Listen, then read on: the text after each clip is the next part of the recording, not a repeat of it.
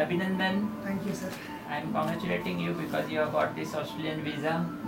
Now, how you are feeling now? I am feeling well, sir.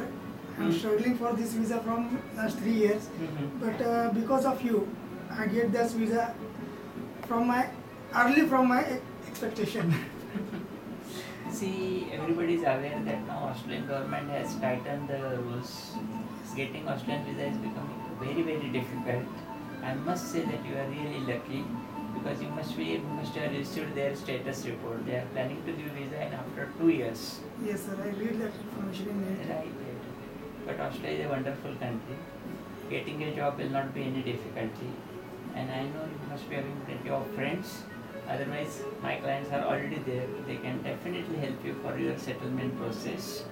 Now, please tell me for my future migrants, why you have decided to go to Australia?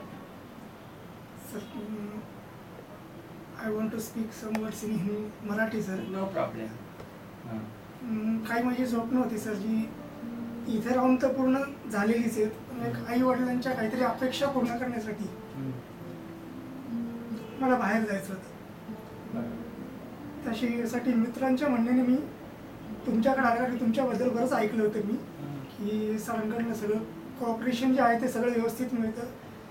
जरी आपल्याला काही माहिती नसलं, जरी काही आपलं चुकलं तरी सर स्वतःच्या पद्धतीने आपल्याकडनं सगळं हँडल करून घेऊन व्यवस्थित करतात. ते आम्ही तुमच्याकडे आलो होतो आणि जसं ऐकलं तसंच हे झालं की कधी तुम्ही पैसे नसतं तर कधी तुम्ही म्हणला नाही की पैसे द्या, किंवा कधी तुम्ही जास्त फोन केले ना किंवा काहीच नाही. एवढ्या ह्याच्यामधनं तुम्ही वरून येतो सर.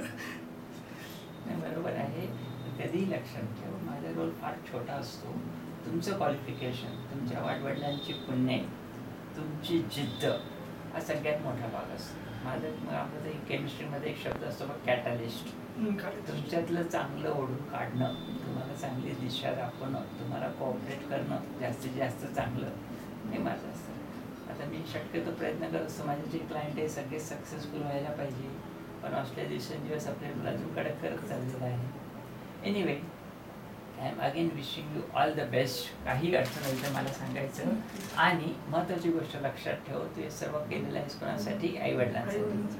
कधीच त्यांना विसरायचं नाही.